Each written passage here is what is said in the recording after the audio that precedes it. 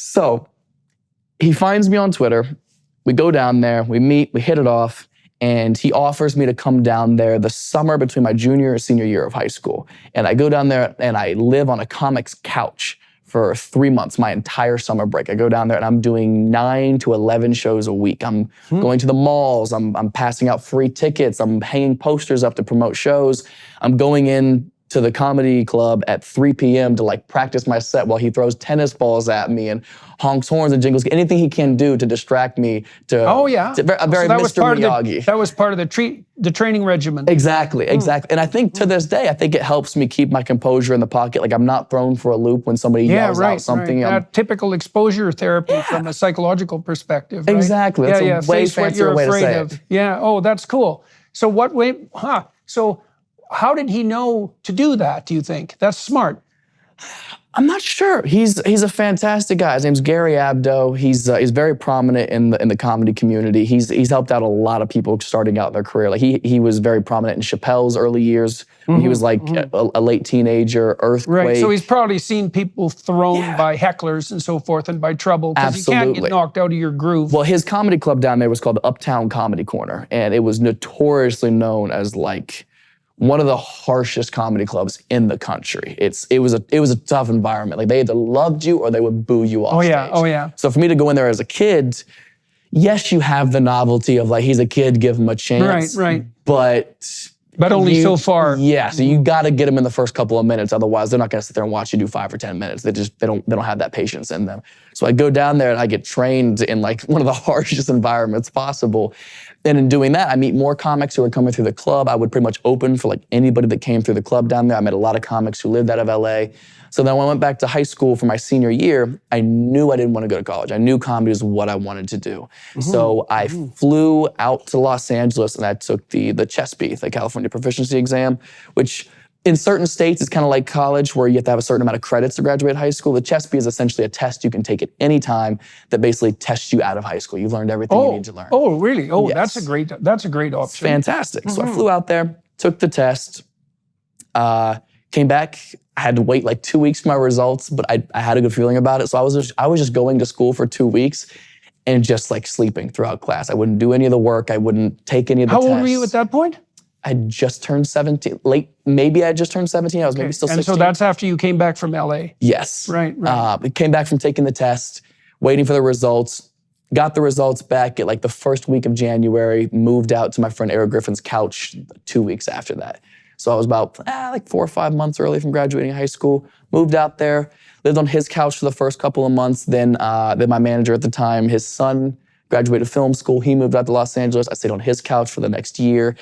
And I was just going to comedy clubs every single night. I would go and just hang out. Some of them wouldn't even let me hang out inside until finally people would vouch for me. People wouldn't show up on the lineup. And where somebody was like, well, he's here. All right, so you're hanging around enough to get your opportunity. Exactly. But funny enough, sometimes I would get the opportunity to go on stage and I literally couldn't step foot in the comedy club until they were like, announcing, and Matt Rife. And then I would have to run through into the comedy club, go on stage, and leave immediately after because I wasn't 21. So they still had to abide by like their own rules in a very loophole way.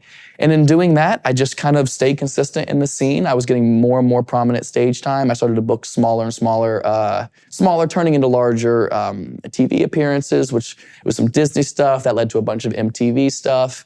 And then after I left all my MTV stuff, I just became really dedicated to stand up and transferring over to acting and producing and developing and all that kind of stuff. So what did you do for MTV?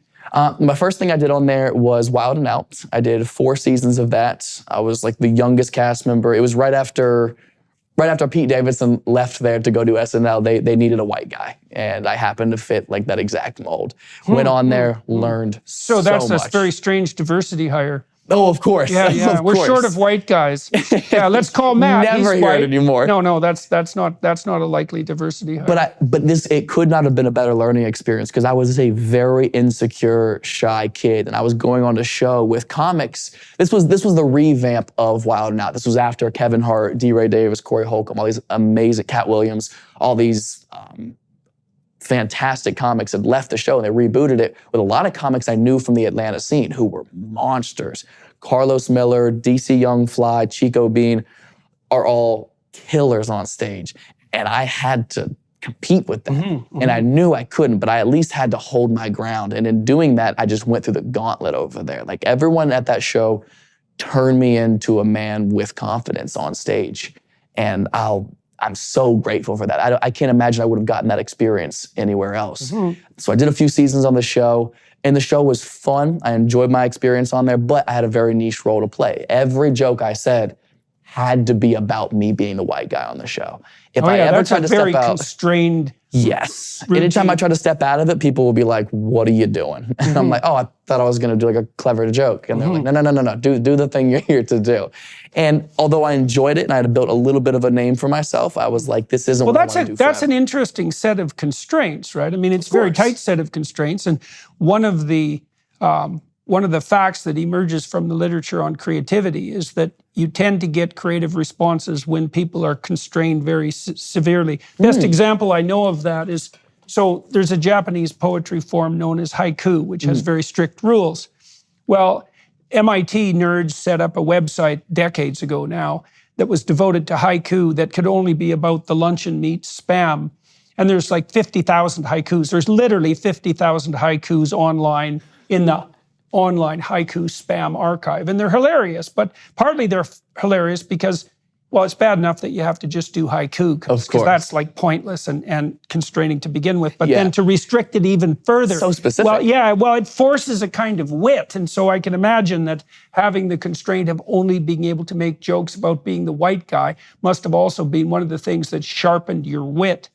I think so too. And I think, unless I'm misconstruing this, I think that's probably why crowd work works the best for me, because I'm very constrained. Like I have to answer what they're saying to me with a funny response in association with what they're talking about. I don't have vast options. It has to be now, and it has to be about what they're saying. Okay, so you said that you were a shy kid, and obviously the last thing in some ways that you would expect a shy kid to be doing is to be doing online stand-up comedy in front of live audiences and then taping that's specifically devoted to crowd work. Because I can't actually imagine a situation, maybe if you threw someone on stage and said like, sing naked, that would be about the equivalent of inducing self-consciousness. So how did you get to the point where, what did you have to do so that your shyness was no longer making you self-conscious on stage?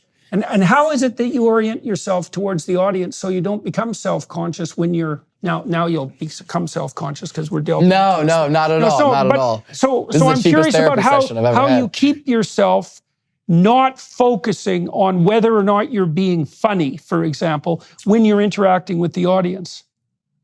It's purely confidence, whether it's real or fake confidence. I think when I was younger, I did develop a fake confidence. Yeah, right. I was bullied a lot in high school. Not like getting shoved into lockers, but to the point where I wasn't in anybody's group. I was class clown.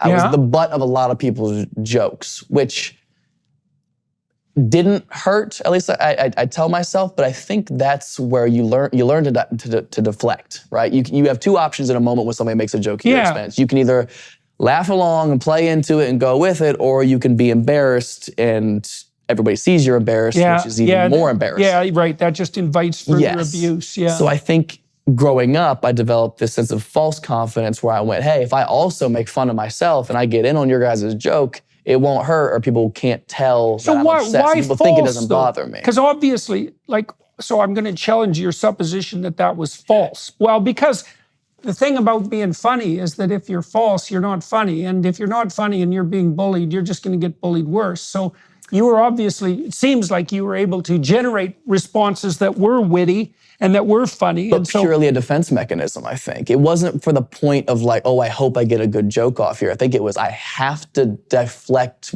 them saying a mean thing with me saying a funny thing. Right, but that is, so I would say that's actually a very sophisticated defense, because I mean, one of the things that people do, guys do this particularly in like relatively rough working class jobs, is they'll throw pointed barbs at each other to see, you know, are you the sort of person who gets irritated and flies off the handle and can't be trusted in a crisis? Or are you the sort of person that can roll with a joke and maybe even say something funny? And so I wouldn't say that the ability to do that is false. I would say that's a sophisticated, it's more sophisticated form of defense than physical aggression. I mean, physical aggression can be useful, but there isn't a more sophisticated way of parrying like a pointed remark than to turn it into something that's funny and to toss it back. Oh, well, thank you. Yeah, I mean, it was a totally subconscious skill set. I had no idea until right now, apparently, what I was even doing. So A, thank you.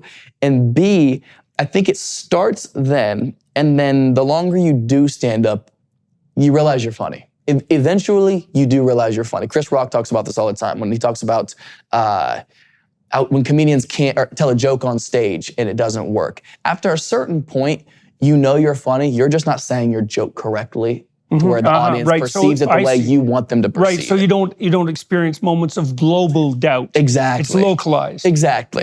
So I think after a while, I mean, after doing comedy for 12 years and having had shows of uproarious laughter and standing ovations, you know you're capable of being funny and putting on a good show. Right. So I think that confidence is paired with the control of an audience. When you're on stage with a microphone, people are there to watch and listen to you. They're also hoping you'll be funny, except for the odd troll. So they could be on your side. Yes, and then once people see how you can handle that kind of power, that you can be funny, that you can shut somebody down, I think people are more apt to take the seat and just go, okay, let me just see what he does. Right. They're going to give you more of the benefit of the doubt.